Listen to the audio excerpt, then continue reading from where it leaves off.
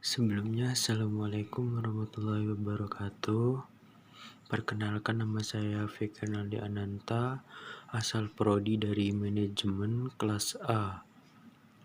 Di sini saya ingin membuat tugas kedua dari Ibu Nina selaku dosen BLKS tentang perbedaan antara koperasi dan BMT atau Baitul Mal wa Tamwil.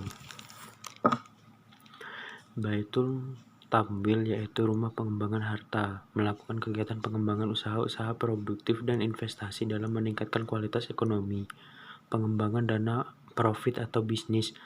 Baitul Mal atau rumah harta menerima titipan dana zakat, infak, sedekah, serta mengoptimalkan distribusinya sesuai dengan peraturan dan amanatnya. Baitul Mal wa Tamwil atau BMT adalah balai usaha mandiri terpadu yang isinya berintikan Bait al-Mal wa al-Tamwil dengan kegiatan mengembangkan usaha-usaha produktif dan investasi dalam meningkatkan kualitas kegiatan ekonomi pengusaha kecil, bawah, dan kecil dengan antara lain mendorong kegiatan ekonominya. Selain itu, BMT juga bisa menerima titipan zakat, infak, sedekah, serta menyalurkannya sesuai dengan peraturan dan amanatnya.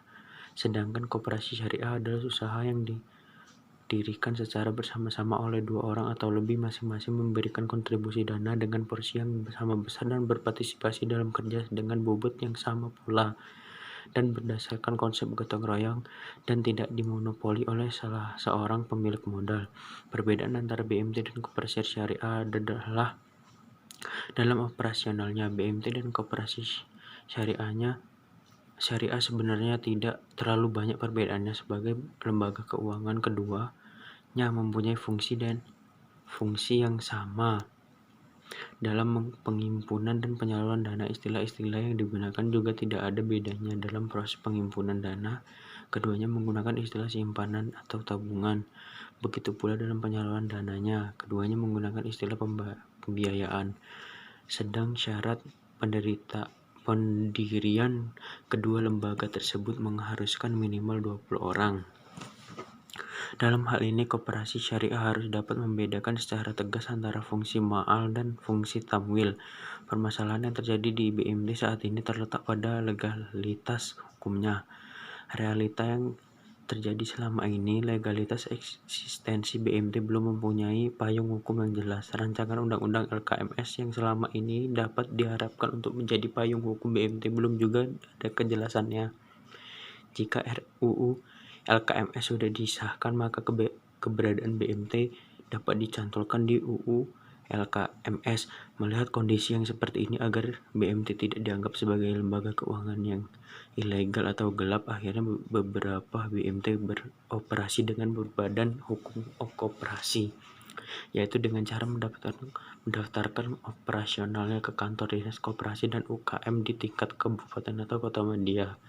Yang sedikit membedakan adalah pelaksanaannya. Dalam BMT memungkinkan penyaluran dananya dari pihak luar, yaitu pihak yang belum menjadi anggota BMT.